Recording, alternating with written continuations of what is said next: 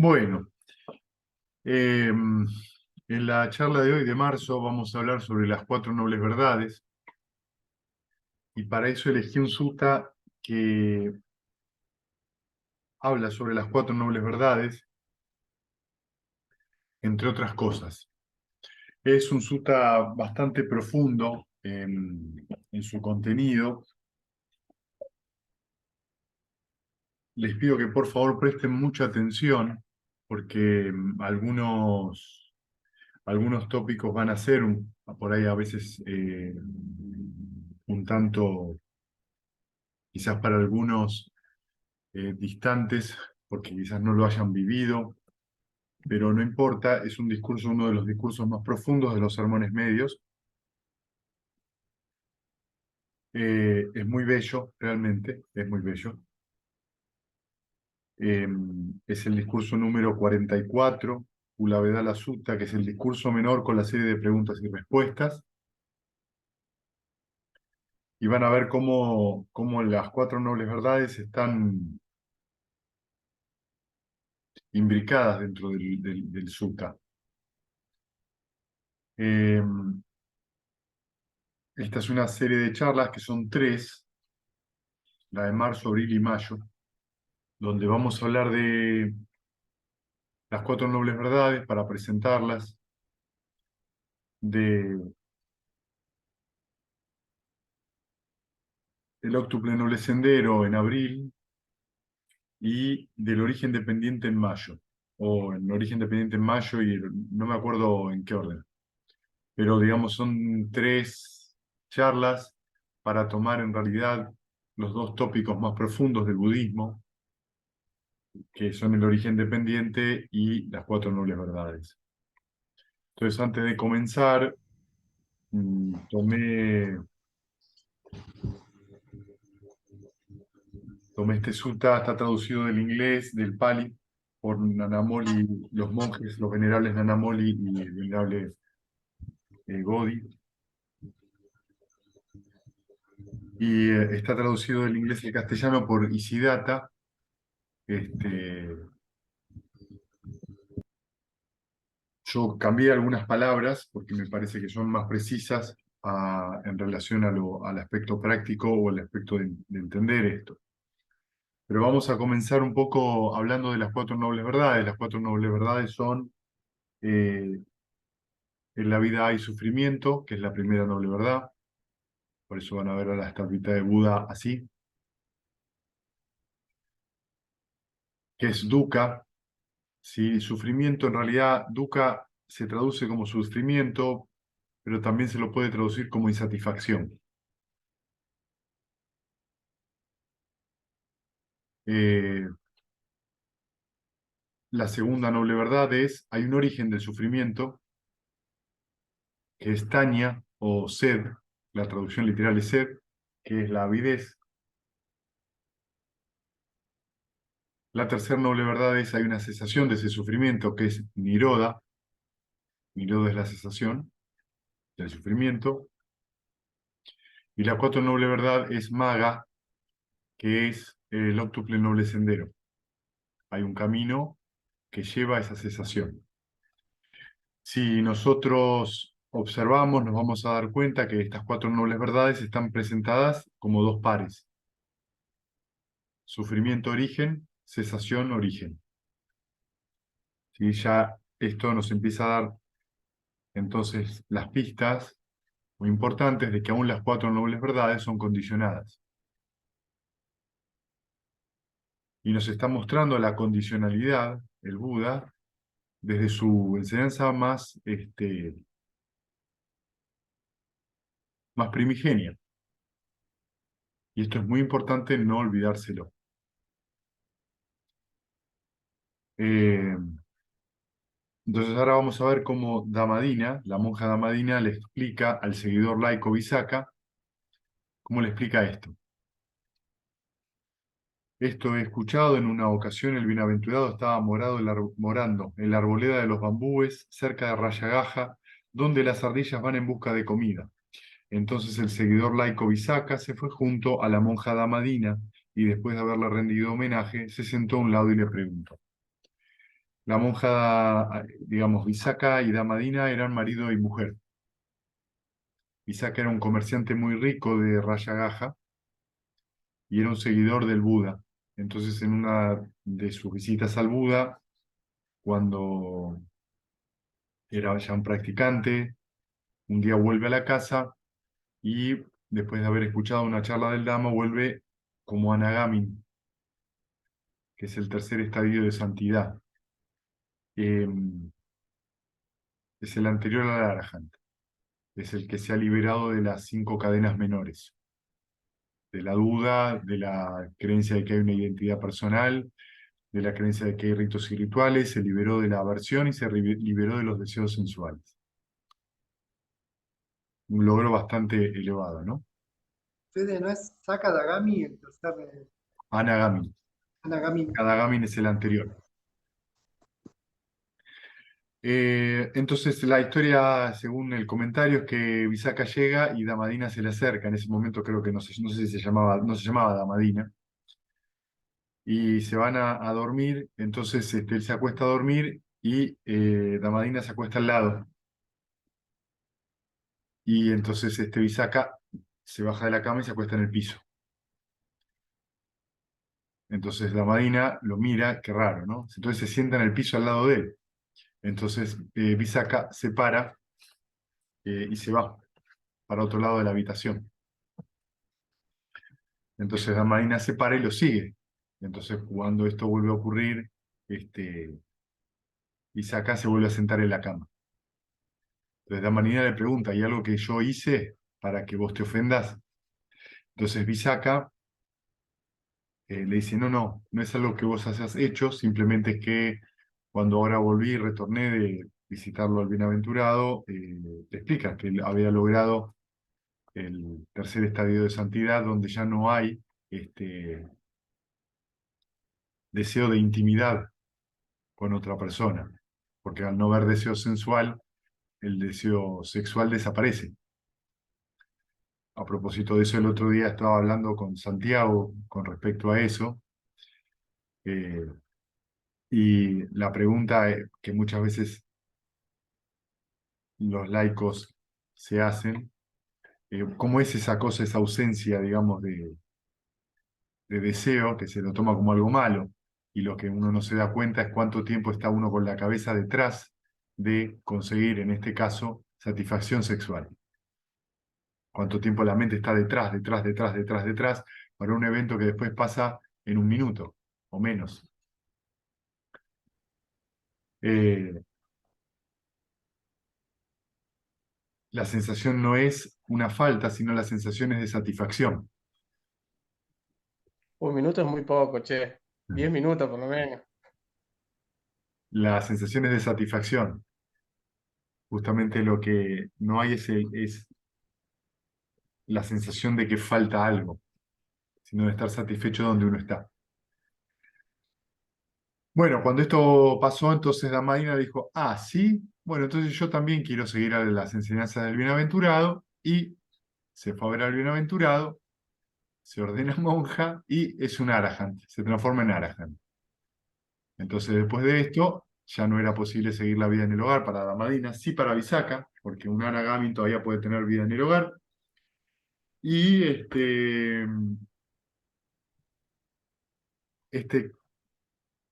Este diálogo que ahora estamos viendo es el diálogo entre Damadina, ahora un Arahant, ¿sí? Alguien ya liberada, con su ex marido Visakha. Entonces van a ver que las preguntas que hace Visakha son preguntas muy profundas. Y necesita a alguien como Damadina para que le explique. Damadina era considerada por el Buda como la monja que mejor exponía el Dhamma, mejor lo explicaba. Entonces Visakha le pregunta a Damadina, identidad, identidad, se dijo señora. ¿A qué se le llama identidad? ¿A qué se le llama identidad del bienaventurado? Amigo Visakha, estos 5 cúmulos del apego son llamados identidad por el bienaventurado, es decir, el cúmulo del apego de la forma, el cúmulo del apego de la sensación, el cúmulo del apego de la percepción, el cúmulo del apego de las formaciones mentales y el cúmulo del apego de la conciencia. Estos 5 cúmulos del apego son llamados identidad por el bienaventurado. Diciendo muy bien, el seguidor laico Visakha se deleitó y se regocijó en las palabras de la monja de Amadina. Entonces fíjense que ya la primera pregunta es una pregunta bastante profunda, pregunta de qué se trata la identidad. Acá es una cosa muy importante a tener en cuenta, que llamamos identidad, hay dos, podríamos decir, estadios. Cuando se produce la entrada en la corriente, que es el primer estadio de santidad, lo que desaparece es la idea de identidad. La idea de identidad es que uno ve por sí mismo de que no existe el yo, o el alma, o alguna sustancia permanente dentro o fuera de uno. Esto es un logro muy importante porque lo que se produce cuando uno experimenta eso es un inmediato alivio y una gran alegría, porque deja de estar identificado con un montón de, sobre todo, opiniones y pensamientos que lo llevan a uno a sufrir. Yo soy de esta manera, él es de esta otra manera, ella es de esta forma, y esto es un insight bastante profundo que produce un cambio importante en la mente. Tanto el Sotapanna, que es el que entra en la corriente, como el segundo camino, que es el Sakadagami, el segundo estadio de santidad, todavía tienen, y el Anagami también, tienen ciertos apegos por estos 5 cúmulos del apego, que es lo que llamamos la persona. Acá se lo traduce como identidad. Es decir, que todavía puede existir un apego a ciertas sensaciones, ciertas percepciones, a cierta forma de pensar, a, a la conciencia, es decir, al proceso que reconoce todo esto, o al cuerpo. Puede haber ciertos momentos donde se identifica la mente. Suelen ser momentos breves, momentos cortos, eh, que no suelen durar mucho en la mente porque ya son mentes que están bastante despiertas, entonces rápidamente reconocen el malestar que implica identificarse con eso y lo sueltan rápidamente, entonces pueden abandonar justamente esta identificación y por ende el sufrimiento. Entonces, de alguna manera, la identidad o cuando nos identificamos con algo, estamos sufriendo. Nos demos cuenta de eso o no. Entonces, esta identidad se puede expresar como yo soy un buen marido, yo soy un buen trabajador, o yo soy un mal marido, un mal padre, lo que fuera. Cualquier idea o camiseta que yo me ponga es una identidad. Cada vez que yo creo que eso es una realidad permanente, sufro. Eso es un pensamiento, por ejemplo. Dentro de los cúmulos estaríamos hablando de una formación mental, que a su vez esa formación mental me trae una sensación agradable o desagradable y me trae una percepción. Entonces siempre estos 5 cúmulos del apego están relacionados unos con otros.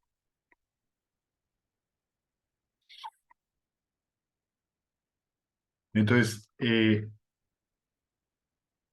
la identidad conlleva dukkha, insatisfacción. Por eso, en realidad, estos 5 cúmulos del apego, en realidad se las suele traducir, una traducción más precisa sería los 5 cúmulos de la avidez y el apego.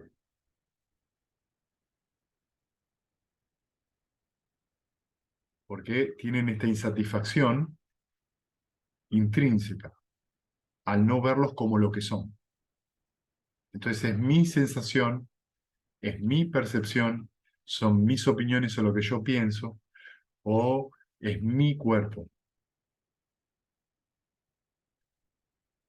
¿Sí? Cada vez que yo interpreto alguna de estas cosas como mía o como yo soy eso, necesariamente en esa aseveración, en esa declaración ya hay sufrimiento, ya hay insatisfacción. Entonces le hizo otra pregunta. Origen de la identidad, se dijo. Señora, ¿a qué se le llama el origen de la identidad? ¿A qué le llama el origen de la identidad del bienaventurado? Amigo Bisaca, es la avidez, la cual trae la renovación del ser, que está acompañada por el deleite y la codicia, el deleite en esto o en aquello, es decir, la avidez por los placeres sensuales, la avidez por la existencia, la avidez por la no existencia. Esto es llamado el origen de la identidad por el bienaventurado. ¿Sí? Entonces, fíjense, la identidad es una manera de describir el sufrimiento. Y como tal, tiene un origen. Por suerte, querida gente, que el sufrimiento tiene un origen. O sea que es impermanente. Esto es un mensaje, muchas veces se dice, oh, el Buda a veces era muy pesimista. En la vida hay sufrimiento. Claro, pero lo que te está diciendo es que es impermanente, porque tiene un origen y tiene un cese. Es un mensaje bastante esperanzador en ese sentido. No hay sufrimiento continuo, no existe el sufrimiento permanente. Hay sufrimiento condicionado. Debido a determinadas condiciones surge el sufrimiento. Cuando esas condiciones cesan, no hay más sufrimiento. El nirvana es el cese definitivo del sufrimiento. Entonces, le pregunta, muy bien, Visakha le pregunta, bueno, ¿cuál es el origen de esta identidad? ¿De dónde viene? Fíjese que le pregunta de dónde viene, no le pregunta por qué surge. Le pregunta cuál es el origen. ¿Cómo es que esto surge? ¿Cuáles son las condiciones? Entonces le dice que esto es debido a la avidez. La avidez, que le decía que era esta segunda noble verdad, era esta sed que en este caso lo dice, que trae la renovación del ser, que va acompañada por el deleite y la codicia, el deleite en esto o en aquello. Es decir, la avidez por los placeres sensuales, la avidez por la existencia, la avidez por la no existencia. Una declaración bastante importante, ¿no? ¿Qué quiere decir con la avidez por la existencia, por la avidez por la no existencia? La avidez por la existencia es yo quiero tal cosa. Y la avidez por la no existencia es yo no quiero tal cosa. O sea que la avidez tiene dos caras, en realidad tiene tres. Me gusta esto y quiero que continúe. No me gusta esto y quiero que termine. Y yo soy eso. Yo soy eso que me está pasando. Esta forma de presentarlo de esta manera es para que ustedes se den cuenta cómo se les presenta a ustedes esto. En la meditación esto es como muy claro. Uno está con el objeto de meditación y se presenta un obstáculo, una distracción. Esa distracción puede traer aversión, que es no me gusta, es decir, avidez por la no existencia. Quiero que esto se vaya. Lo que produce que ese obstáculo se refuerce, porque no se va a ir porque yo se lo pido. A veces puede pasar, pero no es la mayoría de los casos. Por eso las 6 R son importantes. Reconocer el obstáculo, no pensar más en eso para no alimentarlo, relajarse, sonreír y volver al objeto de meditación. Pero eso sería el paso que sigue, que ahora nos va a explicar Ramadina. La existencia sería, ay, la verdad que me quedé pensando en Mar del Plata y me gustaría seguir pensando en las playas de Mar del Plata. Eso sería avidez por la existencia. Lo que quiere decir acá el placer sensual es cualquier placer que esté relacionado a los sentidos y la mente. A una vista muy agradable, a algo que escuché y me gustó, que olí, que degusté, que sentí en el cuerpo, o al pensamiento que añora algo. ¿Sí? A eso se le llama placer sensual. El placer sensual, en este caso, está descrito justamente, fíjense cómo lo dice, con el deleite y la codicia. La codicia acá está colocado siempre de una manera en la cual que se presenta cuando la condición no está presente. Entonces, si yo estoy, por ejemplo, meditando con el amor benevolente y me surge el recuerdo de Mar del Plata o de una rica comida, eso es placer sensual porque no tiene nada que ver con lo que está pasando. Entonces, mi mente siente avidez, deseo por esa comida que en ese momento no está sucediendo, y la mente busca deleitarse en ese recuerdo. Como no está cumplido ese deseo, hay insatisfacción, hay sufrimiento. En cambio, si estoy sentado en la meditación, por ejemplo, y me viene un dolor, vamos a decir, en una nalga o en la espalda, no quiero que esté porque me molesta. Entonces lo trato de echar con un palo al dolor y el dolor no se va, sigue estando ahí. Y eso también genera sufrimiento porque es algo que no quiero que esté. Entonces vamos viendo que la insatisfacción o el sufrimiento tiene una definición muy simple y muy sencilla. Cuando está sucediendo algo bueno, yo no quiero que termine. Y si termina, sufro.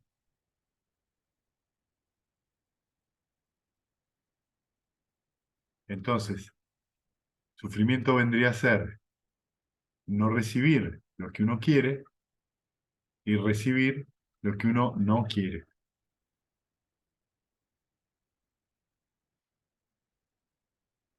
Entonces, esto es el origen de la identidad. ¿Sí? Entonces vemos, ahí tenemos el primer par. La identidad y la insatisfacción están siempre juntos porque yo soy el que no está satisfecho, porque no se me respeta, porque no se me quiere, porque, que es el apego a esa sensación desagradable en la explicación que me doy. Y hay un origen de eso, que es esta avidez que está explicada. Cese de la identidad, se dijo señora, ¿a qué le llama cese de la identidad del bienaventurado? Amigo Bisaca, es la desaparición sin residuos y el cese de la avidez, el abandono, el renunciamiento, el dejar ir y el desencanto de esta misma avidez.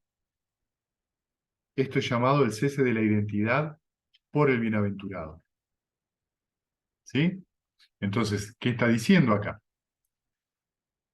El sendero que conduce al cese, perdón, la desaparición sin residuos, el cese de la avidez, el abandono, el renunciamiento, cuando está formulado así, la desaparición sin residuos, esto está hablando del arahant, ¿sí? Ya no surge más la avidez. En esa mente cesó completamente la avidez. Estamos hablando siempre de que la avidez tiene un factor mental.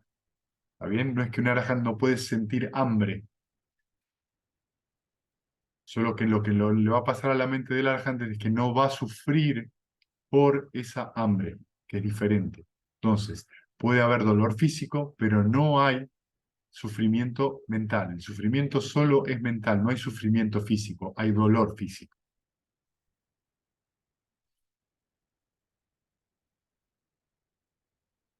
Cuando ustedes aplican las 6 R's y llegan al momento donde ustedes aplican la R de relajar, están experimentando en ese momento el cese momentáneo de la avidez. En ese momento no hay avidez en la mente, por eso hay ese alivio.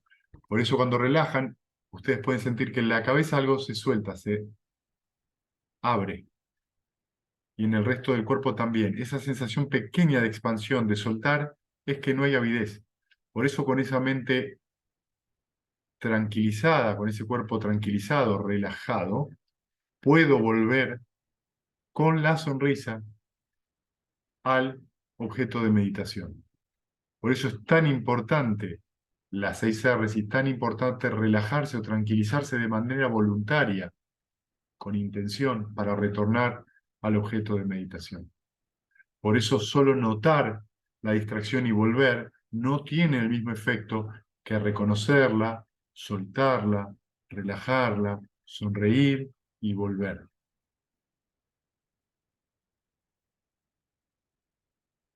Y la otra cosa importante acá es que fíjense que el Buda habla de el abandono, el renunciamiento, el dejar ir y el desencanto de esta misma vida. Significa que le está pidiendo al meditador una actitud, una intención voluntaria. No se va solo en el sentido de que si yo lo sigo alimentando, pensando, recreándome en el recuerdo de una cosa malsana, una discusión, por ejemplo, que tuve con alguien, o en añorar algo que en ese momento de ninguna manera es posible realizar, lo único que voy a producir es sufrimiento. Tengo que dejar ir eso.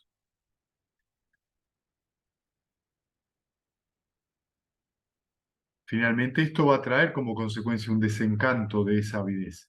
Desencanto que significa que ya uno, a medida que madura la práctica, se va desencantando de estar detrás de intentar por todos los medios, de estar satisfecho a cada uno de los requerimientos que impone la avidez mental. Porque nos vamos a dar cuenta que cada vez que un deseo se satisfizo, surgió otro nuevo. Por eso la traducción de nirvana, o una de las apreciaciones, es irreversible. cuando se van teniendo las experiencias, la mente se vuelve irreversiblemente cada vez más calma. Significa que va reduciendo la cantidad de avidez, está más tiempo la mente conforme y calma en sí misma, compuesta en sí misma, porque ya comprende que no necesita algo externo para poder producir esa tranquilidad. Esto trae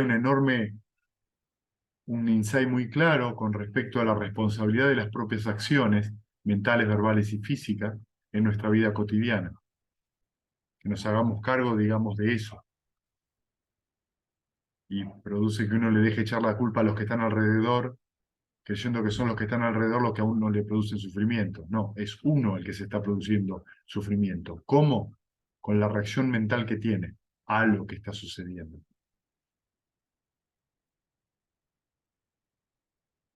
El sendero que conduce al cese de la identidad, el sendero que conduce al cese de la identidad, se dijo, señora.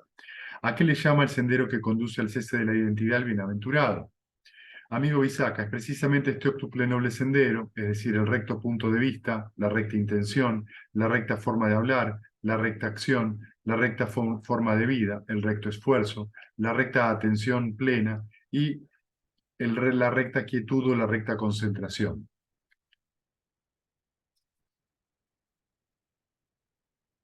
Espérenme un segundito.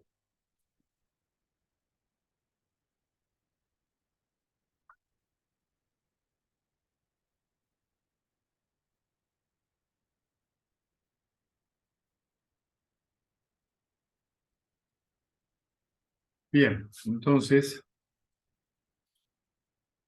lo que está describiendo acá Damadina son los 8 pasos del origen del octuple noble sendero. ¿Sí? Entonces,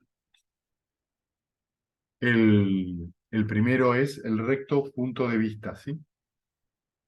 El recto punto de vista es tener presente las 4 nobles verdades. Se van a dar cuenta que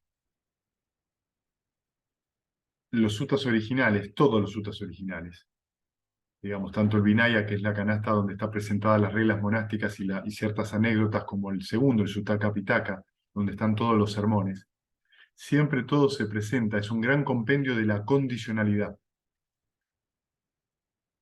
Todos los discursos van a estar presentados como esto es producido por determinadas condiciones, 5 factores, 4 factores, 3, 11, 7 factores de la iluminación. Para que la iluminación ocurra se necesitan 7 factores que estén alineados de cierta manera. Para que entremos en el primer yana, tiene que haber 5 obstáculos que han desaparecido, entonces 5 factores van a ir surgiendo uno tras otro en la mente. Entonces se van a dar cuenta que siempre lo que está describiendo esta primera parte del Canon Pali es que todo lo que sucede en el mundo, en el samsara, es condicionado. Y el Buda describe cuáles son esas condiciones. Poder observar esta condicionalidad, es decir, esta causa y este efecto, es parte de empezar a tener el recto punto de vista. En el recto punto de vista está incluido esta idea, este aspecto de la enseñanza que se la conoce como anatta o no yo. ¿Qué significa en este caso no yo? Condición. No existe algo que podamos definir como permanente, como eterno, sino que es una cuestión que vive cambiando de acuerdo a las condiciones. Entonces, el recto punto de vista es no olvidarnos de que hay condiciones para que sucedan determinados efectos. Cuando nos olvidamos de esto, estamos actuando de manera ignorante. ¿Qué significa ignorante? Presumimos que hay un yo. A mí me pasó esto. No, a vos no te pasó. Pasó determinada cosa y eso que sucedió, vos lo tomaste de manera personal. Lo que hace que todo sea mucho más fuerte, exagerado, terrible y sufriente. Entonces, el recto punto de vista es acordarse de esto. Que hay sufrimiento. ¿Cuándo hay sufrimiento? Cuando hay identidad. ¿Y por qué me aparece esto? ¿Por qué sufro? Porque aparece hay una condición para que aparezca esa identidad. La avidez. Me gusta, no me gusta, yo soy eso. ¿Y cómo me hago para liberarme de esto? Ah, como existe el cese. Las 6 R's, o lo que estamos hablando ahora, el octuple noble sendero. Entonces, el recto punto de vista, comprender esto en mi proceder, tanto en la meditación como en la vida diaria, me lleva al segundo paso, que es la recta intención. La recta intención, ¿qué es? Tener intenciones amorosas, sanas, conmigo y con el resto de las personas. La intención es el origen del karma. Si mi intención no es sana, el fruto de esa intención no va a ser sano. Por eso se relaciona esto con los preceptos. No matar, no quitar ninguna vida de manera intencionada, no robar de manera intencionada, no mentir, no decir palabras agresivas, no calumniar, no hacer chumería de manera intencionada, no tomar alcohol y drogas de manera intencionada, no llevar una vida sexual que me lastime a mí o a otros de manera intencionada. ¿Por qué esto? Porque los preceptos no tienen nada que ver con la moralina o con un mandamiento como se los presenta en el cristianismo. Los preceptos son una manera de que el practicante preste atención a cómo tiene su mente en todo momento. ¿Y cómo está tu mente cuando vos tomás cerveza? Y me mareo. ¿Y a vos te gusta? ¿Vos crees que la mente disfruta con una situación confusa? Y ahí es donde cada uno tiene que tomar una decisión. No va a venir ningún Dios que les tire ningún rayo en la cabeza porque se tomen una cerveza. No va a venir ningún Dios que los venga a castigar si ustedes mienten. Se van a dar cuenta de que si ustedes quiebran un precepto, en la mente se produce un conflicto y se produce remordimiento, turbación, sufrimiento. Pero cuando después viene el fruto de eso, sufro. Entonces la recta intención siempre tiene este sexto precepto que recitamos. Tomo la determinación de ser amoroso y benevolente conmigo mismo y todos los seres vivientes.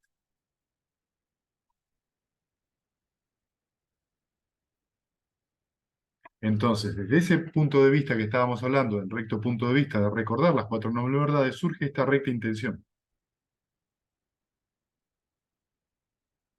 que es la intención justamente a reconocer la avidez cuando surge y dejarla ir, relajarse, sonreír y llevar la mente hacia un objeto sano. ¿Qué es llevar la mente hacia un objeto sano? Tener una intención saludable, una recta intención. Si mi mente está alrededor del amor benevolente, alrededor de la alegría empática, de la compasión o de la ecuanimidad, me voy a sentir bien. El mero hecho de tomar contacto con estos sentimientos ya me hace sentir bien. Esto nos va a llevar al tercer paso, que es la recta forma de hablar, que tiene que ver y está muy relacionado con el tercer precepto.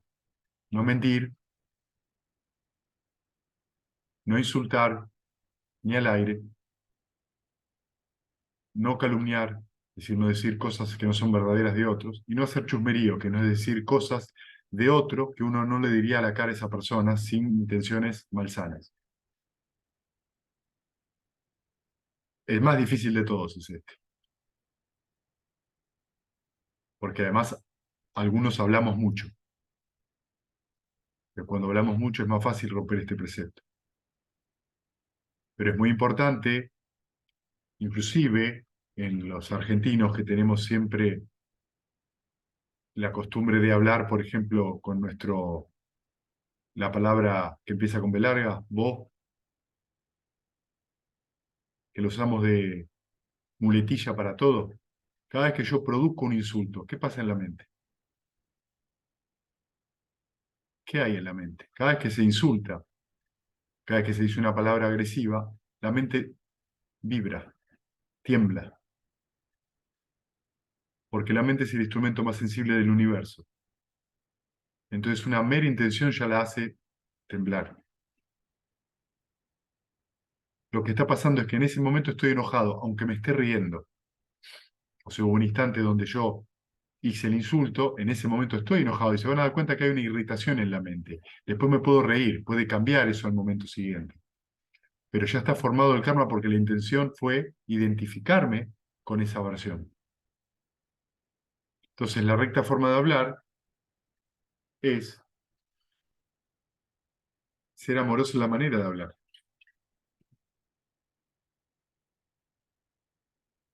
Ser lo más gentil posible. Lo que no significa que a veces no se pueda decir de las cosas de forma firme, ¿eh? No significa ser un baboso para hablar. ¿Entiende lo que quiero decir? A veces la gentileza es hablarle a otra persona de una forma muy clara, que por ahí a la otra persona no le gusta. No por cómo se lo decís, sino por lo que le estás diciendo. Pero bueno, hablar es todo un tema porque nos comunicamos a través de eso y aprender a hablar en el momento justo es todo un arte, que también hay un sutta que habla sobre cuándo es el momento adecuado para hablar. Pero si nosotros lo vamos viendo desde el Octuple Noble Sendero, vemos que a partir de ese punto de vista que tenemos de recordar las cuatro nobles verdades, va a venir una buena intención. Y de esa buena intención va a venir la correcta forma de hablar. Si yo tengo una intención sana, no voy a hablar de mala manera. Y esto nos lleva al cuarto peldaño, que es la recta acción. ¿Sí? Entonces vemos que el paso 2, 3 y 4 es la intención mental, el hablar y la acción física, la acción que yo llevo al mundo, que tiene que ver con el primer precepto, con el segundo precepto, con el cuarto y con el quinto.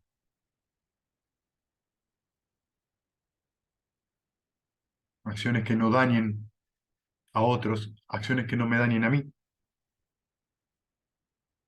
de manera intencionada.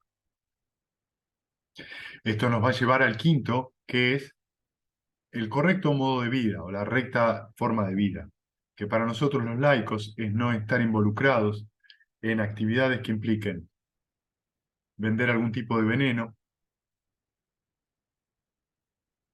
que implique matar a otros seres, que implique engañar a las personas, mentirles, que implique traficar con las personas.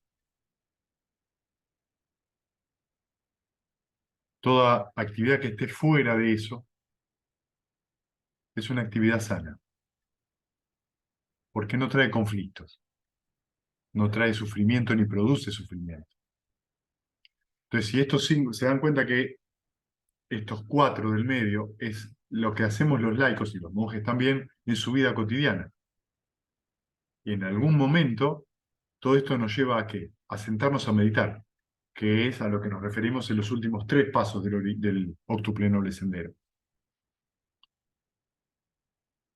¿Sí? Entonces nos sentamos a meditar. Y si estos pasos anteriores, aunque todavía no tengamos la visión noble del Octuple Sendero, aunque todavía sea una visión mundana, ¿sí?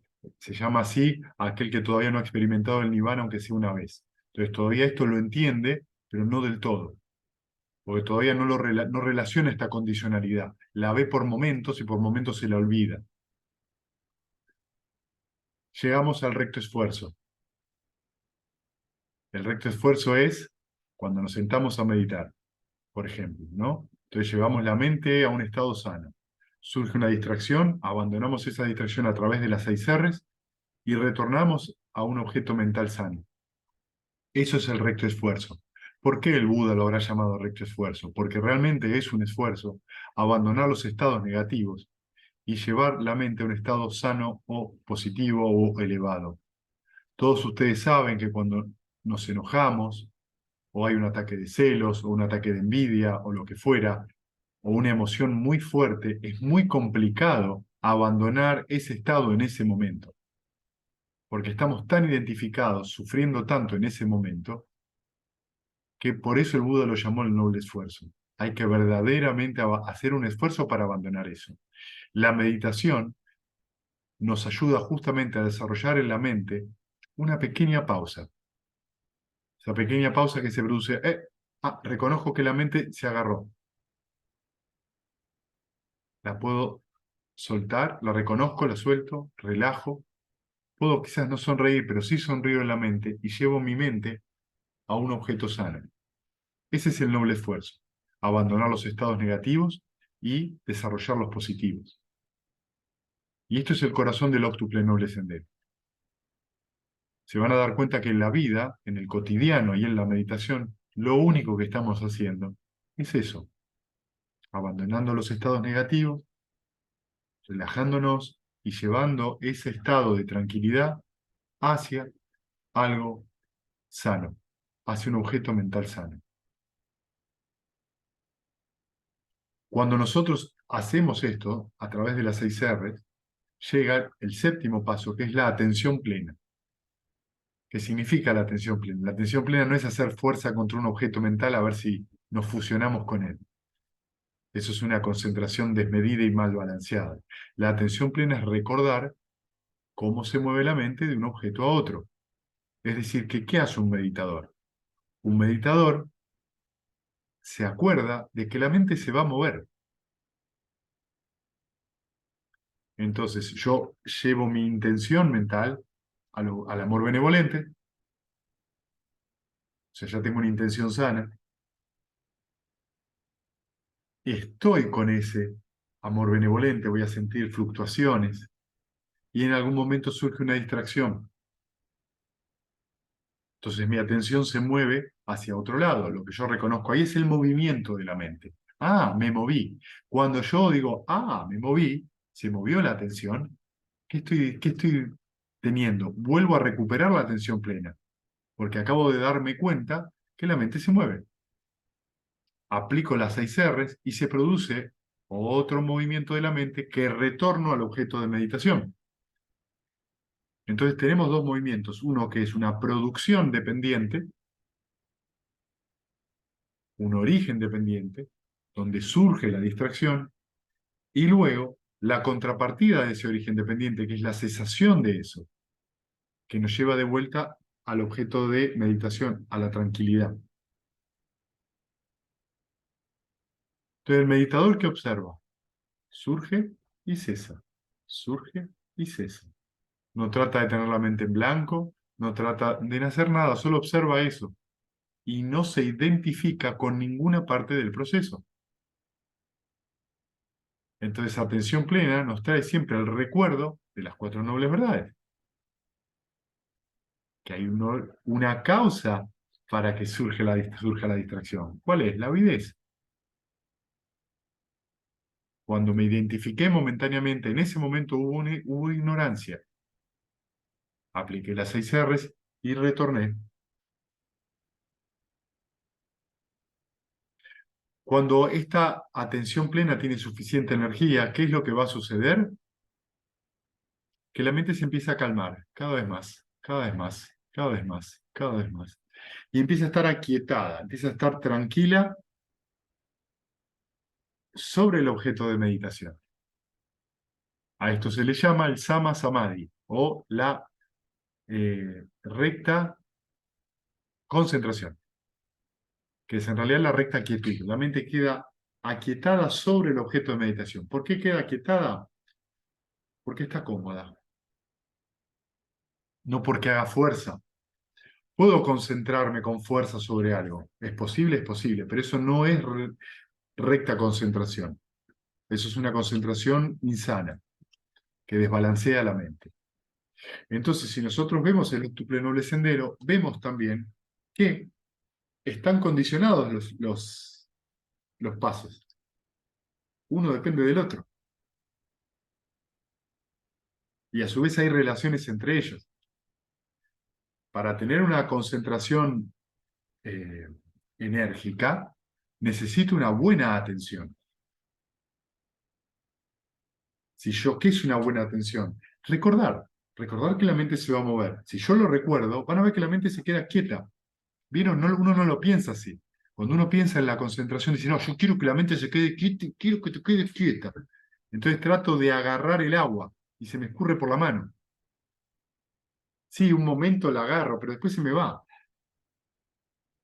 En cambio, si yo recuerdo que la mente se va a mover y no tengo conflicto con respecto a eso, porque esa es el movimiento que presenta en la mente, la mente se empieza a quedar quieta y surge la concentración, surge esta quietud, este recogimiento mental que trae la posibilidad de ver directamente las cosas. Esto es lo que nos lleva a ¿qué? Al factor anterior, al cese, a la cesación del sufrimiento.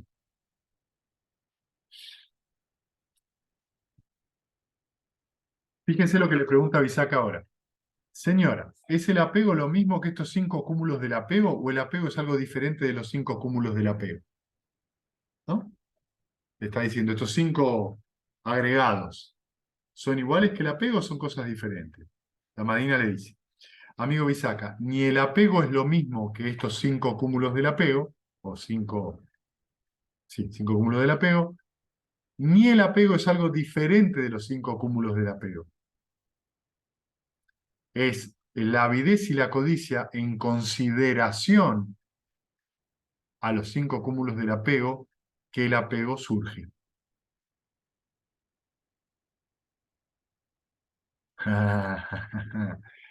Es la avidez y la codicia en consideración a los 5 cúmulos del apego que el apego surge en ese momento. Entonces, ¿entienden por qué yo lo quería traducir como los 5 cúmulos de la avidez y el apego? Nosotros tenemos sensación y percepción surgiendo, ¿sí? Hay una sensación, surge una percepción, o sea que es lo que nombra esa sensación. Y en algún momento, si es una sensación desagradable, viene la percepción, no me gusta esta sensación. No me gusta esa sensación porque, y justifico, explico por qué no me gusta. Eso es apego. Entonces, fíjense que es la avidez y la codicia en consideración a los 5 cúmulos que hace surgir el apego. Cuando surge algo en mi mente dice me gusta, no me gusta, yo soy eso hace surgir la justificación de por qué me gusta, por qué no me gusta, por qué yo soy eso. Esa justificación es el apego. Ven que son procesos muy vinculantes y que pasan a alta velocidad. Por eso es necesaria la meditación, porque es el método, la forma para poder ver esta condicionalidad en la propia mente. ¿Cómo llega a ver el punto de vista sobre la identidad, señora? Le pregunta Isaka. Qué preguntita, ¿no? He aquí, amigo Bisaca, una persona mundana y no instruida, que no tiene en consideración a los nobles, no es hábil ni disciplinada en su dama, no tiene en consideración a los hombres veraces, no es hábil ni disciplinada en su dama, considera la forma como el yo, o el yo como el poseedor de la forma como en el yo o el yo como en la forma. Además considera la sensación como el yo como el poseedor de la sensación como el yo o el yo como en la sensación. Además considera la percepción como el yo como el poseedor de la percepción, como la percepción en el yo o el yo como en el yo dentro de la percepción. Además, considera las formaciones mentales como el yo como el poseedor de las formaciones mentales, las formaciones mentales como en el yo como en las formaciones mentales. Además, considera la conciencia como el yo como el poseedor de la conciencia como en el yo o el yo como en la conciencia. Es así como llega a ver el punto de vista sobre la identidad. Entonces, ¿cómo surge esta identidad? Cuando uno se identifica con cualquiera de alguno de los 5 agregados, diciendo que yo soy el cuerpo, ¿sí?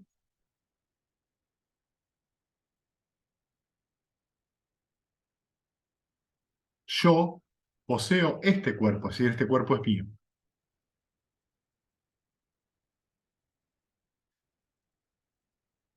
Este cuerpo está dentro de un yo, que es más grande. O mi yo está adentro de este cuerpo. Fíjense cuando les digo esto y se los presento así, por dónde andan vuestros pensamientos. En cuáles de estas cuatro formas nos identificamos. Lo mismo en la sensación. El yo está dentro de esta sensación. El yo contiene a la sensación.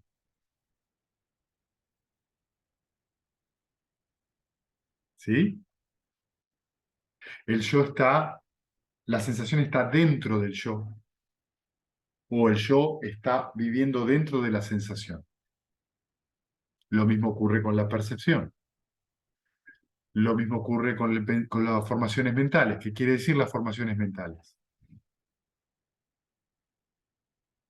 Yo soy esta formación mental, yo soy la opinión que tengo. ¿Le suena eso?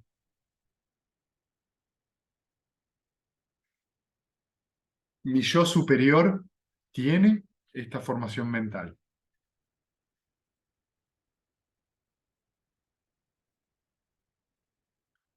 Hay una formación mental que tiene adentro el yo como una de sus características. O la conciencia, ¿sí? Que es todavía más se presta a todo esto. Hay una conciencia, yo estoy dentro de una conciencia. En realidad yo soy una gran conciencia que tiene un yo adentro.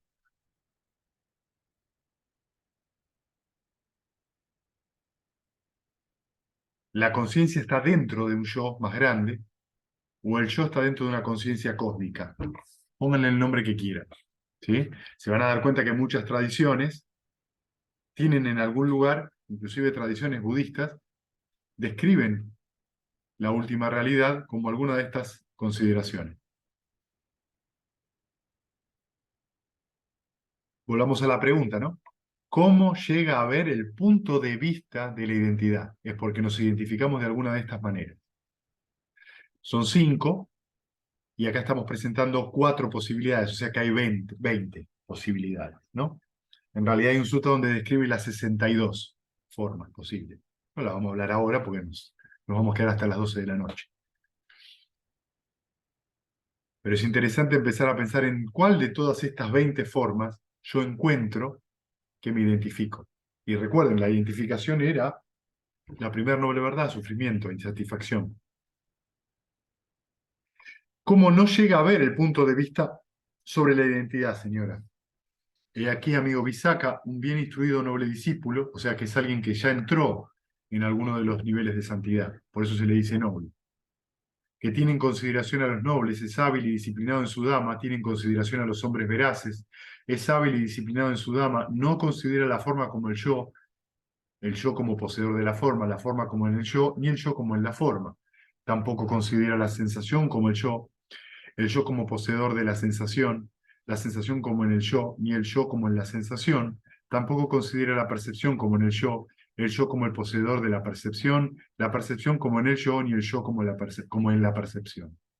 Tampoco considera las formaciones mentales como el yo como poseedor de las formaciones mentales, las formaciones mentales como en el yo, ni el yo como en las formaciones mentales. Tampoco considera la conciencia como como el yo como poseedor de la conciencia como en el yo, ni el yo como en la conciencia. Es así como no llega a ver el punto de vista sobre la identidad, es decir, que no se identifica con ninguna de estas 20 formas. Entonces no hay surgimiento de la identidad. Acá podría surgir entonces la pregunta que suele hacerse en este momento, bueno, si no hay eso, ¿qué hay? Pero siempre esa pregunta está basada en la creencia de que hay algo permanente.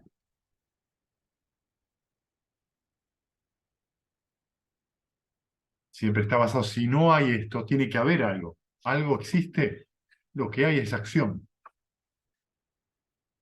y cambio continuo. La identidad, ¿qué es? La lucha, la resistencia en la mente, porque resistirnos a esta idea de cambio, de condición.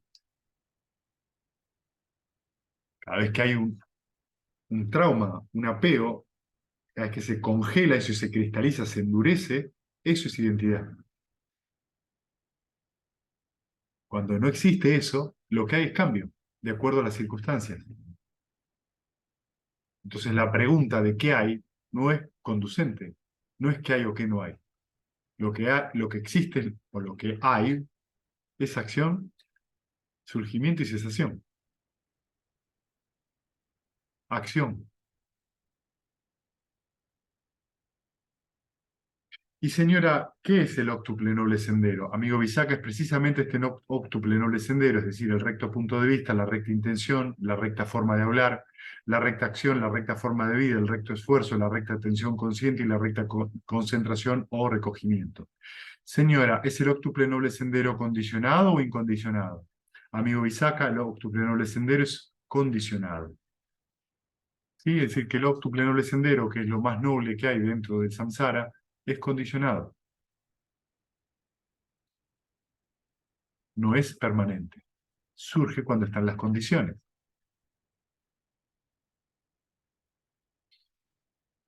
Señora, ¿están estas tres canastas incluidas en el óctuple noble sendero? ¿O el óctuple noble sendero está incluido en las tres canastas?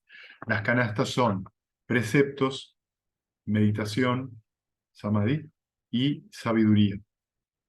¿Sí? Las tres canastas no están incluidas en el óctuple noble sendero, amigo Bisaca, sino que el óctuple noble sendero está incluido en estas tres canastas, que fue el comentario que hice sobre el óctuple noble sendero, donde en el óctuple noble sendero se relacionan los preceptos, la meditación y finalmente la sabiduría, la liberación, a través de esa comprensión por experiencia directa.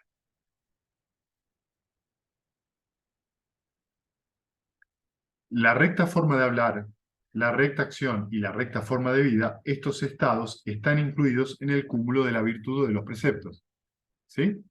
Cómo hablo, cómo actúo y cómo trabajo.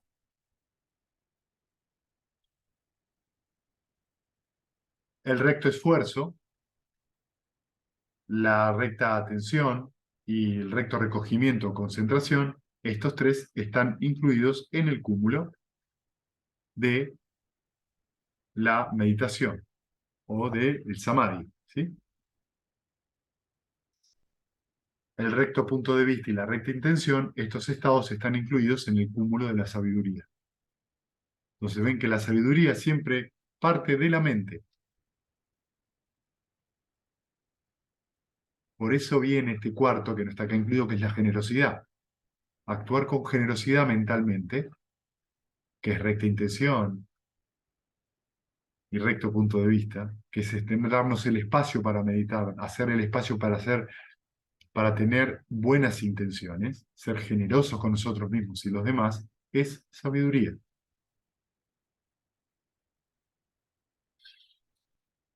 Recogimiento, ¿sí? O quietud, o como está acá, concentración. ¿Y qué es esta concentración o esta quietud? ¿Cuál es la base de esta concentración?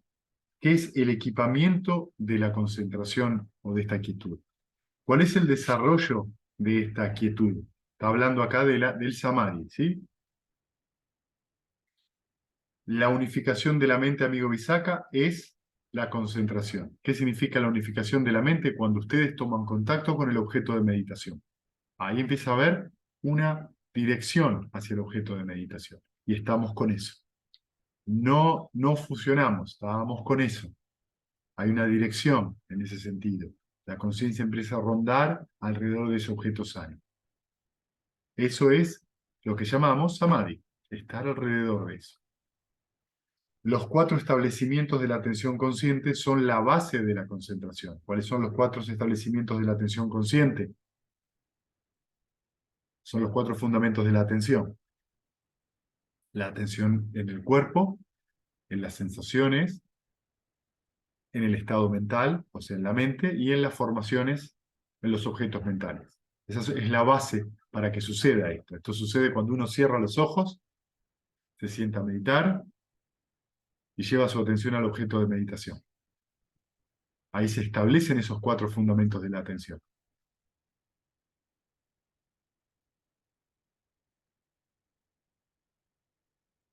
Las cuatro clases de recto esfuerzo son el equipamiento de la concentración. ¿Cuáles son las cuatro clases de recto esfuerzo? Si hay un estado malsano, lo abandono inmediatamente. Si hay un estado incipiente, lo noto inmediatamente. Un estado malsano, incipiente, lo noto inmediatamente y lo abandono. Y llevo la mente a un estado incipiente, sano, la sonrisa, a través de las 6 R. Y el cuarto es esa sonrisa, con ese estado de relajación, llevo la mente de vuelta al objeto de meditación. Eso es que el estado incipiente, si estoy en un estado sano, mental, lo desarrollo. ¿Qué significa? Continúo con eso. Esos son los 4 esfuerzos. Y ahora fíjense, la repetición, el desarrollo y el cultivo de estos mismos estados constituyen el desarrollo de la concentración en este aspecto. ¿Qué hago? Repito lo mismo, lo cultivo. ¿Cuántas veces hacemos 6 R's en la meditación? Un montón. ¿Qué estamos haciendo? Repitiendo este entrenamiento una y otra vez. Ay, tuve una meditación con muchos obstáculos. Fantástico. ¿Cuántas veces hiciste 6 R's? Cada vez que surgió una distracción. Excelente práctica. Estás cultivando tu quietud mental. Está muy bien. Eso es una buena meditación. ¿Y cuántas formaciones hay, señora? Hay 3 formaciones, amigo Visakha. Formaciones corporales, formaciones verbales y formaciones mentales. ¿Pero qué es, señora, la formación corporal, la formación verbal y la formación mental? La inhalación y la exhalación, amigo Visakha, es la formación corporal. El pensamiento aplicado y el pensamiento sostenido es la formación verbal. La percepción y la sensación, y podríamos agregar la conciencia, constituyen la formación mental. ¿Pero por qué, señora, la inhalación y la exhalación es la formación corporal? ¿Por qué el pensamiento aplicado y sostenido son la formación verbal? ¿Y por qué la percepción, la sensación y la conciencia constituyen la formación mental? Amigo Visakha, la inhalación y la exhalación son elementos corporales, son estados ligados al cuerpo. Es por esto que la inhalación y la exhalación son la formación corporal, ¿sí? Entonces, ¿vieron? Entra y sale el aire y uno nota el cuerpo a través de la respiración. Por eso cuando alcanzan el cuarto yana, la respiración se vuelve tan sutil y tan suave que el cuerpo se deja de sentir. Entonces cesa la percepción directa del cuerpo, excepto que uno busque sentir el cuerpo, entonces ahí lo va a sentir. O si se apoya una mosca en el brazo. Si hay un contacto, un estímulo, vamos a volverlo a sentir en el lugar donde se da el estímulo. Por eso viene esta explicación. Primero uno aplica el pensamiento y sostiene el pensamiento, y consecuentemente uno irrumpe en el habla. Es por eso que el pensamiento aplicado y sostenido es la formación verbal. En nuestra meditación también el pensamiento aplicado y sostenido es cuando nos decimos que mi mente esté en calma, que mi mente esté serena. Eso es formación verbal, que puede desencadenar en hablar. Cuando uno entra en el segundo yana, estas formaciones, esta repetición de que mi mente esté calma, cesa, ya no es necesaria. Entonces, las formaciones verbales en la mente empiezan a cesar porque lo que cesa es el pensamiento aplicado y el pensamiento sostenido. Eventualmente puede haber algún comentario momentáneo, pero va a cesar como condición. Por eso la mente entra más calma. La percepción y la sensación son estados ligados a la mente, por eso que la percepción y la sensación constituyen la formación mental. Y ahora vamos a ver lo que ocurre con esto. ¿Y cómo es, señora, que el logro del cese de la percepción, la sensación y la conciencia llega a ser? Está hablando acá de Samapati Nirodha, ¿sí?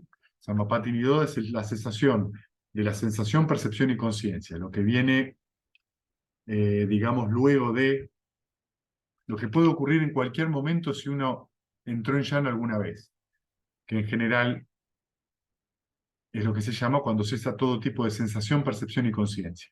¿Sí? Algunos autores lo consideran el noveno yana, pero no está considerado así. ¿Sí? Fíjense lo que dice, amigos, Visakha, cuando la persona logra el cese de la percepción, la sensación y la conciencia, no se le ocurre esto: voy a lograr el cese de la percepción, sensación y conciencia. tampoco dice, estoy logrando el cese de la percepción, sensación y conciencia, ni he logrado el cese de la sensación de percepción, sensación y conciencia. Más bien, la cesación, perdón, de la sensación, percepción y conciencia. Más bien su mente ha sido desarrollado previamente de una manera tal que lo conduce a semejante estado.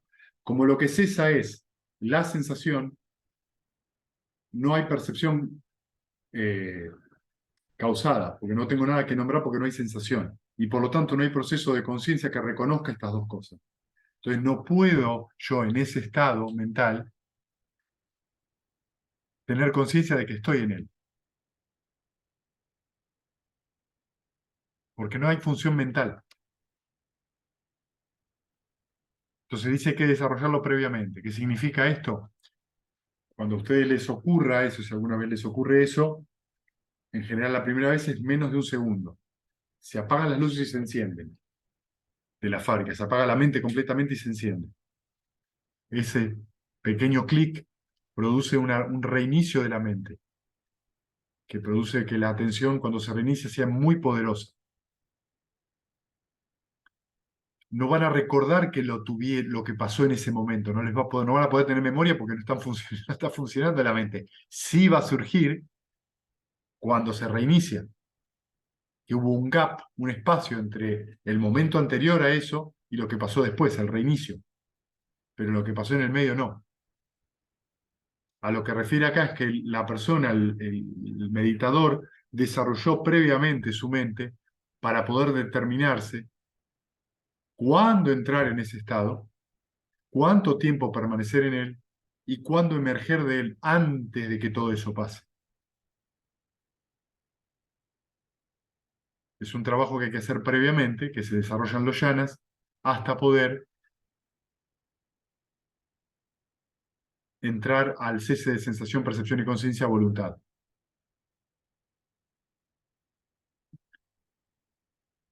Señora, cuando el monje logra el cese de sensación, percepción y conciencia, ¿cuál de los estados cesa en el primero? ¿La formación corporal, la verbal o la mental? Amigo Bisaca, cuando el monje logra el cese de la percepción, sensación y conciencia, primero cesa en él la formación verbal, luego cesa la formación corporal y finalmente la sensación mental, la formación mental, disculpen. Entonces, ¿qué significa esto? Pasó por el cuarto yana, pasó por el segundo yana, y lo que primero cesa es la verbalización, pero todavía en el segundo, tercer y cuarto yana puede haber sensaciones corporales. Luego va a cesar la formación corporal, se va a dejar de sentir el cuerpo. Y en algún momento, en general esto pasa a través de los yanas inmateriales, cesa completamente la formación mental. Y de ese modo se entra en este Samapati Nirodha. Amigo Visakha, perdón. ¿Y cómo es, señora, el emerger del logro del cese de la sensación, percepción y conciencia cuando llega a ser? Amigo Visakha, cuando la persona emerge del logro del cese de la sensación, percepción y conciencia, no se le ocurre esto. Voy a emerger del logro del cese de la percepción, sensación y conciencia. Tampoco estoy emergiendo del logro del cese de la sensación, percepción y conciencia, ni he emergido del logro del cese de la sensación, percepción y conciencia. Más bien su mente ha sido desarrollada previamente de una manera tal que lo condució a semejante estado, que es lo que les comentaba antes. Señora, cuando el monje o la persona emerge del logro del cese de la percepción y la sensación y conciencia, ¿cuál de los estados surge en el primero? ¿La formación corporal, la formación verbal o la formación mental? Amigo Visakha, cuando el monje emerge del logro de la sensación, del cese de la sensación, percepción y conciencia, primero surge en él la formación mental. Es decir, vuelve a surgir sensación y percepción y conciencia. ¿Ven? Surgen de vuelta. Luego surge la formación corporal. Y finalmente la formación verbal. Esto es tal cual, ¿eh? Señora, cuando el monje emerge del logro del cese de la sensación, percepción y conciencia, ¿cuántas clases de contacto entran en contacto con él? Es decir, ¿con qué contacta la mente? Amigo Visakha, cuando la persona emerge del logro del cese de la sensación de percepción y conciencia, tres clases de contacto entran en contacto con él. El contacto con la vacuidad, el contacto sin el signo y el contacto sin el deseo. ¿Qué significa esto? Son tres formas de describir que entra en contacto con objeto con el elemento nirvana. El nirvana es descrito como algo que no tiene signo, no tiene concepto de ninguna índole. Es la ausencia de avidez. Y se lo considera justamente por eso vacío. No me quiero explayar en esto porque es para largo. Si estuviéramos en un retiro, daría rienda suelta a mi lengua. Pero lo que está queriendo acá decir es eso. Al salir de ese cese, la atención es tan grande que la mente tiene muchas posibilidades de experimentar el nirvana. Por eso, el camino paulatino de los yanas, que es un camino paulatino de cesación, culmina en esa cesación de sensación, percepción y conciencia, y al emerger de ahí, hay muchas chances de poder experimentar el nirvana, debido a esta atención tan intensa. Señora, cuando el monje emerge del logro del cese de la sensación, percepción y conciencia, ¿hacia dónde se inclina la mente del monje? ¿Hacia dónde se ladea? ¿Hacia dónde tiende? Amigo Visaka, cuando el monje emerge del logro de la sensación, percepción y conciencia, su mente se inclina hacia la reclusión. Ladea hacia la reclusión, tiende a la reclusión. Es decir, no hay avidez. Tiende a estar compuesta. Tiende a estar satisfecha.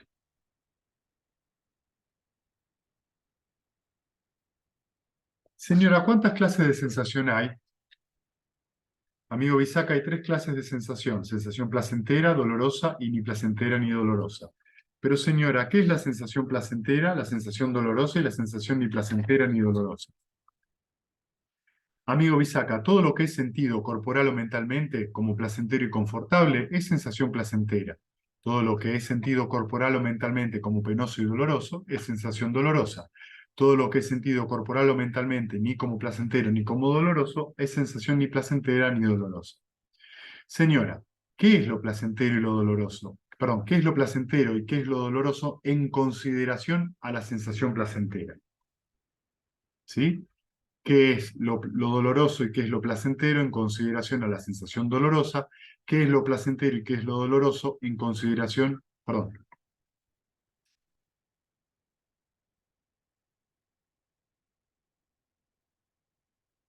y qué es lo placentero y qué es lo doloroso en consideración a la sensación ni placentera ni dolorosa? Amigo Bisaca, la sensación placentera es placentera cuando la misma persiste y dolorosa cuando cambia. Piensen, estoy teniendo una sensación placentera, ¿cambió? ¿A dónde cambió? A algo doloroso.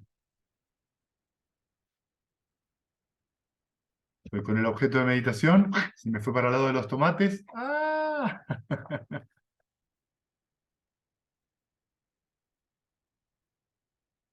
La sensación dolorosa es dolorosa cuando la misma persiste y placentera cuando cambia.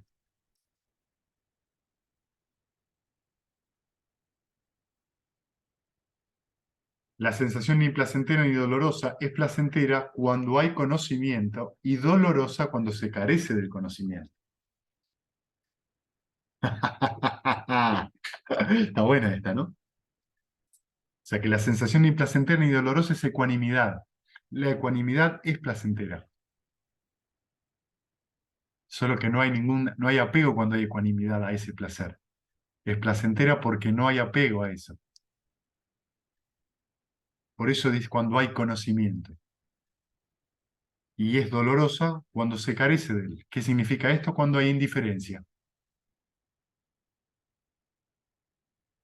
La sensación de indiferencia me da lo mismo. En realidad es aversión suave, o no tan suave a veces. La llamada a veces negación, no, a mí no me pasa nada. Ah, eso es dolor, eso es sufrir. Señora, ¿qué tendencia subyacente subyace debajo de la sensación placentera? ¿Qué tendencia subyacente subyace debajo de la sensación dolorosa? ¿Qué tendencia subyacente subyace debajo de la sensación ni placentera ni dolorosa? Esto es muy importante, ¿sí? Amigo Bisaca, la tendencia subyacente de la codicia subyace debajo de la sensación placentera. En otras palabras, me gusta. La tendencia subyacente a la aversión subyace debajo de la sensación dolorosa. En otras palabras, no me gusta. La tendencia subyacente a la ignorancia subyace debajo de la sensación ni placentera ni dolorosa. Yo soy eso. Ignorancia, recuerden que era la presunción de que hay un yo.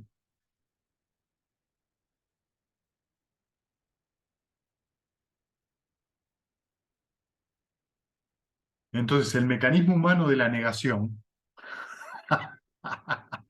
yo estoy bárbaro, a mí no me pasa nada, nada, nada, nada, nada, es que esa persona está identificada con una imagen que quiere venderle al otro y a sí mismo. Debajo de eso está la tendencia subyacente a la ignorancia. Yo soy esto y no quiero dejar de serlo.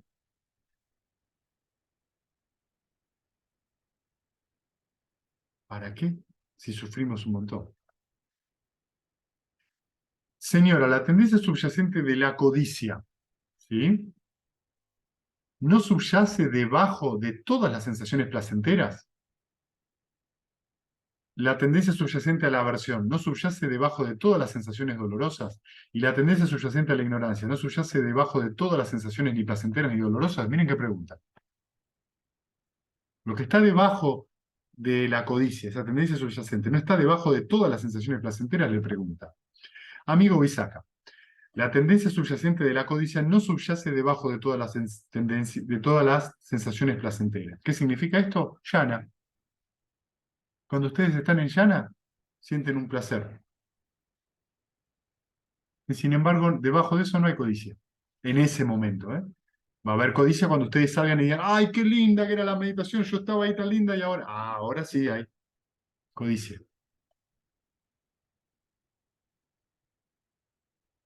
La tendencia subyacente a la aversión no subyace debajo de todas las sensaciones dolorosas. Cuando yo reconozco una sensación dolorosa y la dejo ir, la sensación dolorosa puede seguir estando. Y sin embargo, mi mente no se mueve. No tengo una sensación dolorosa, pero no tengo rechazo, no tengo aversión. Y sin embargo hay. Esto explica por qué un arahant le puede doler el cuerpo, pero no sufre consecuencia.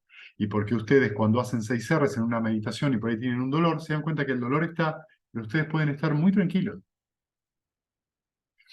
La tendencia subyacente a la ignorancia no subyace debajo de todas las sensaciones ni placenteras ni dolorosas, que es cuando ustedes están en un estado de ecuanimidad.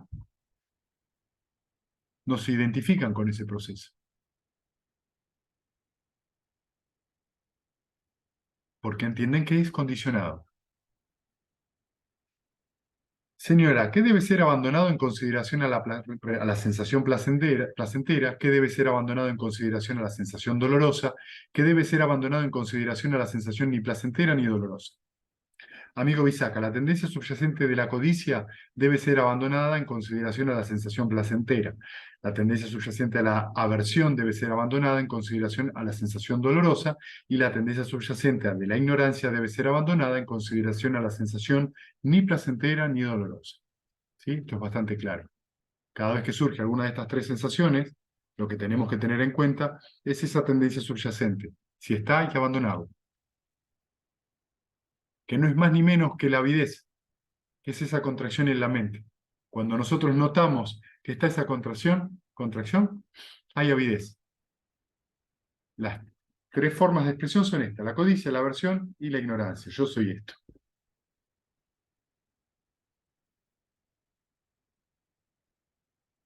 Señora, la tendencia subyacente de la codicia, y saca sigue, ¿no? Ha de ser abandonada en consideración a toda la sensación placentera. La tendencia subyacente de la aversión ha de ser abandonada en consideración a toda la sensación dolorosa. La tendencia subyacente de la ignorancia ha de ser abandonada en consideración a toda la sensación ni placentera ni dolorosa. Amigo Isaca, la tendencia subyacente de la codicia no ha de ser abandonada en consideración a toda la sensación placentera. ¿Sí? La tendencia subyacente de la animadversión o la aversión no ha de ser abandonada en consideración a toda sensación dolorosa, y la tendencia subyacente a la ignorancia no ha de ser abandonada en consideración a toda la sensación ni placentera ni dolorosa. Entonces fíjense cómo lo explica. ¿Adivinan de qué va a hablar?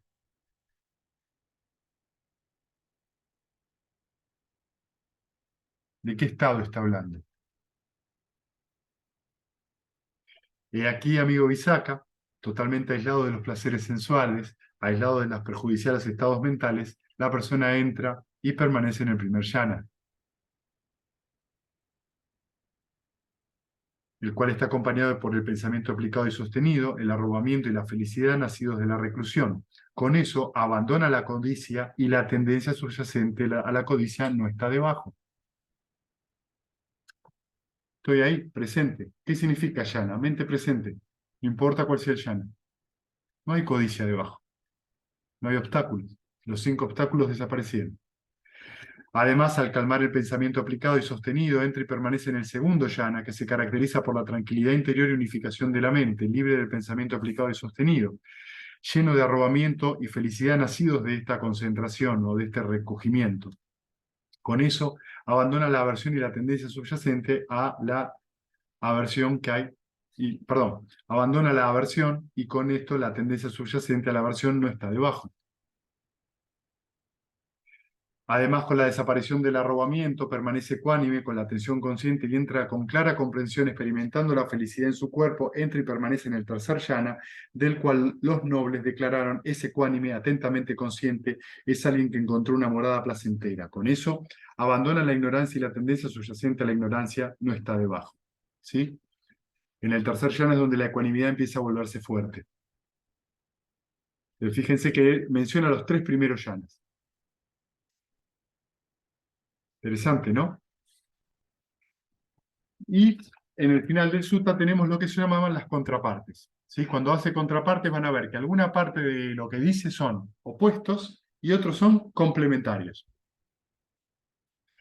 Señora, ¿qué es la contraparte de la sensación placentera? Amigo Bisaca, la sensación dolorosa es la contraparte de la sensación placentera. ¿Qué es la contraparte de la sensación dolorosa? La sensación placentera es la contraparte de la sensación dolorosa, ¿sí? Uno y otro. Dolor, placer. La sensación placentera, ¿qué es la contraparte de la sensación ni placentera ni dolorosa? La ignorancia es la contraparte de la sensación ni placentera ni dolorosa. ¿Qué significa? Que lo que está preguntando es, ¿cuál es la contraparte de la ecuanimidad? La contraparte de la ecuanimidad es la indiferencia, la ignorancia, el identificarse en ese momento. ¿Cuál es la contraparte de la ignorancia? El verdadero conocimiento es la contraparte de la ignorancia. O sea, ver la realidad tal cual es. ¿Qué es la contraparte de este verdadero conocimiento? La liberación es la contraparte o el complemento de este verdadero conocimiento. ¿Y cuál es la contraparte o el complemento o la condición que da esta liberación o la consecuencia de esta liberación? El nirvana es la contraparte de la liberación. Y ahora dice: señora, ¿y cuál es la contraparte del nirvana? Y ahí Damadina le dice: amigo Visakha, has llevado esta línea de cuestionamiento demasiado lejos. No fuiste capaz de mantener el límite de las preguntas. La vida santa, amigo Visakha, se basa en el nirvana, culmina en el nirvana y termina en el nirvana. Si así lo deseas, amigo Visakha, ve al bienaventurado y pregúntale acerca del significado de todo esto. Así como el bienaventurado te lo va a explicar, así lo tienes que recordar. Entonces el seguidor laico Visakha, habiéndose deleitado y regocijado en las palabras de la monja Damadina, se levantó de su asiento y, después de haberle rendido homenaje y haberse retirado de allí, se fue junto al bienaventurado. Al haberse rendido homenaje, se sentó a un lado y relató al bienaventurado el contenido entero de la conversación que tuvo con la monja Damadina. Cuando terminó de hablar, el bienaventurado le dijo: la monja Damadina es sabia, Visakha. La monja Damadina posee una gran sabiduría. Si me preguntases a mí sobre el significado de esto, te lo explicaría de la misma manera que lo hizo la monja Damadina. Este es su significado y así debes recordarlo. Esto fue lo que dijo el bienaventurado, y el seguidor laico Visakha se fue satisfecho y se deleitó en las palabras del bienaventurado. Bueno, ¿les quedaron claras las 4 nobles verdades? Lindo discurso, ¿eh? También quería leerles esto, porque mañana muchos de ustedes vienen a la jornada y vamos a leer otro que tiene mucho que ver con esto, como para darles un fin de semana de bomba. Bien, ¿tienen preguntas?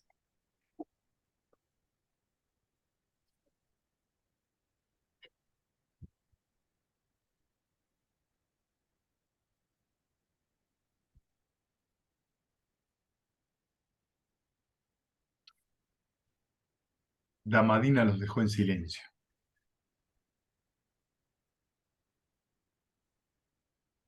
Sí, Adrián. A mí me costó mucho seguirte, me costó mucho seguirte. Así que no tengo ninguna pregunta. Muy bien. Mirá, lo que yo te recomiendo es que No. de Sutta Central, que es la página, vayas ahí al Majjhima Nikaya, que son los sermones medios, y encuentres este discurso que es el número 44, te lo bajes, lo imprimas y vuelvas a escuchar la charla, leas el sutta y escuches la charla de vuelta.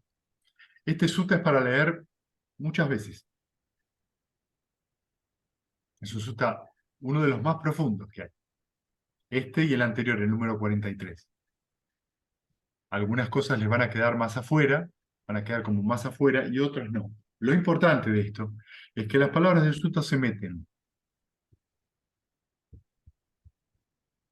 van entrando en la mente. Y esa es la intención de cómo están redactados, de cómo están creados. Fueron confeccionados por arahants y saben bien de qué habla de cómo funciona la mente. No te preocupes si hay cosas que todavía no entendés. Se necesita tiempo y práctica y se te van a hacer cada vez más claros los significados. Bueno, gracias.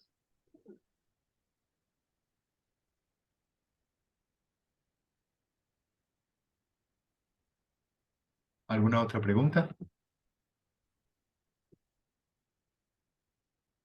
Yo quería como aclarar cuáles eran los 5 cúmulos. Sí, La sensación, la forma, percepción, la forma material, el cuerpo, o sea, para Norden sería cuerpo, sensación, sensación, percepción, percepción, formaciones formaciones mentales y conciencia. Sí. y conciencia. Ahí está. Ujú. Listo, era esa duda que tenía. Sí. Gracias.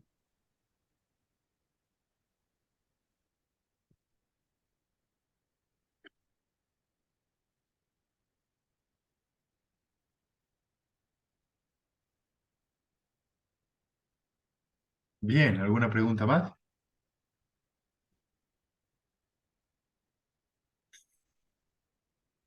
Siempre me pasa lo mismo.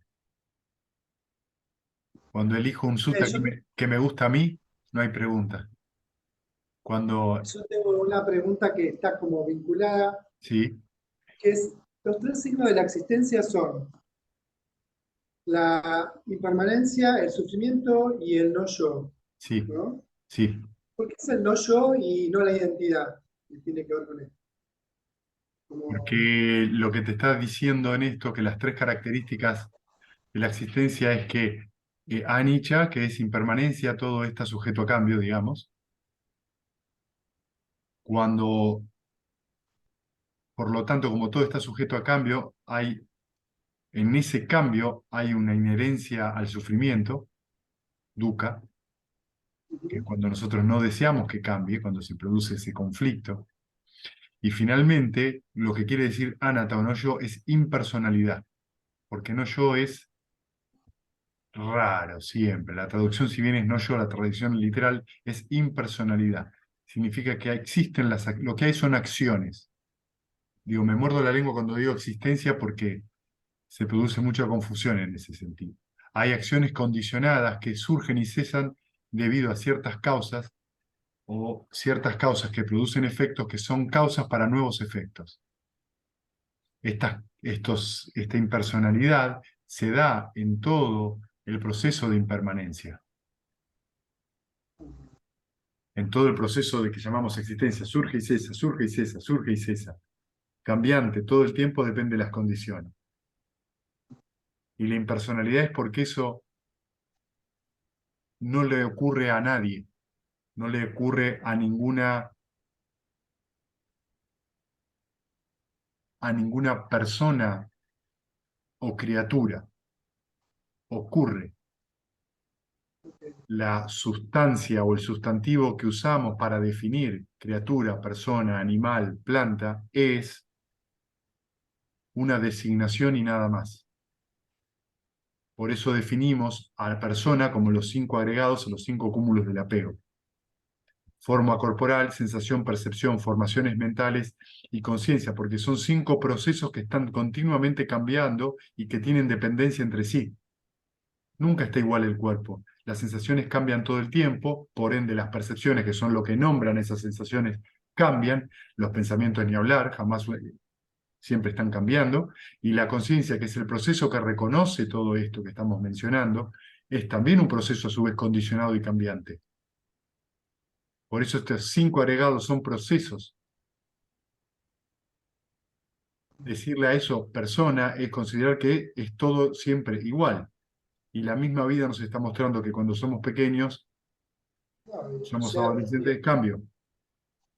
Entonces, yo soy Federico es una manera simplemente de designar algo, pero no una realidad de las cosas tal cual son. Por eso, impersonalidad, como lo define Bhante Vimalaramsi, para mí es mucho más preciso y mucho más claro. Para mí fue una traducción fantástica, porque yo decía, no, yo decía, qué difícil que es entender eso, pues siempre trae problemas. En cambio, impersonalidad es simplemente la acción que ocurre.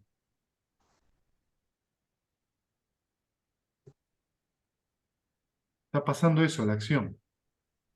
Sea esta mental, sea verbal o sea física, pero es solo acción. ok, bien. Gracias, Fede. O por favor. Pero entonces, perdón, cuando vos llegás al primer estadio de santidad, sos todo el tiempo consciente en tu mente de que en verdad es, ay, no sé cómo preguntar esto.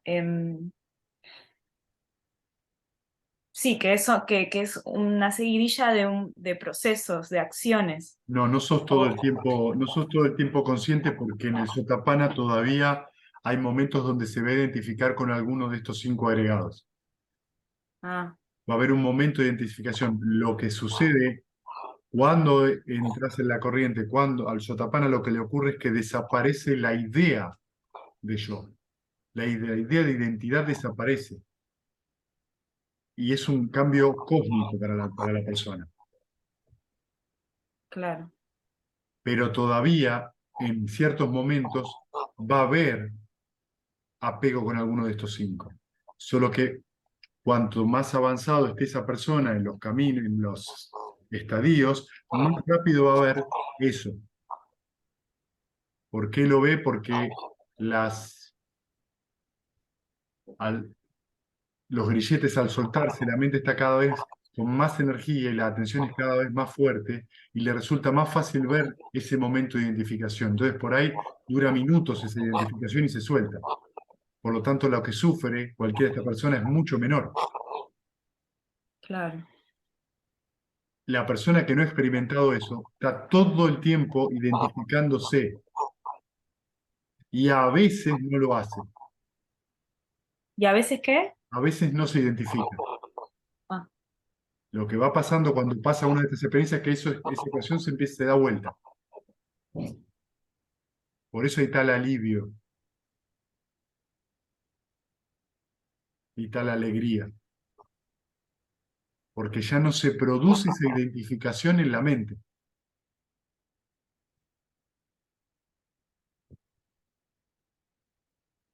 ok, gracias.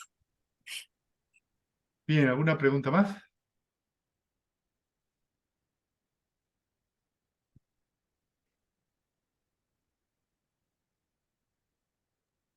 Una cosita más, Fede. Dentro del esfuerzo correcto, Sí, yo pondría la paciencia también, ¿no? Como cultivo. no. ¿o no? No. Es algo a cultivar, pero la paciencia está dentro de la generosidad. Para mí, ser generoso. Sí, claro, con uno mismo. La paciencia con uno mismo. Y sí, si sos generoso vas a tener paciencia. Paciencia no es esperar, No, no, no, yo digo ¿no? cuando, Paciencia es comprender. Ah, bueno, esto viste, viene así. cuando esto que hablábamos en algún Sí, momento, cuando uno se sienta con una mente agitada, bueno, es eso. No hay que luchar con eso. Hay una mente no, agitada, 6 R's, y es la meditación que hay. exactamente. La mente generosa, que es esta mente gentil con uno mismo, engendra paciencia. Bien, ok. Gracias. Bueno, si no tienen más preguntas, compartimos méritos, ¿sí?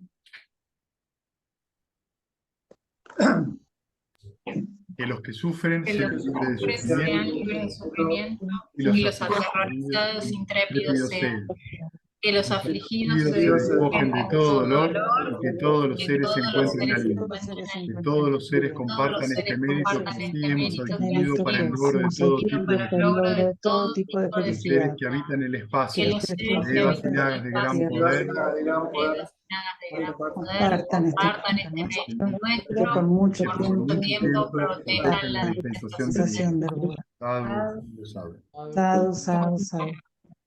Gracias. Gente, nos vemos mañana los que vienen mañana. Nos Gracias. vemos. Hasta mañana. Adiós. Gracias.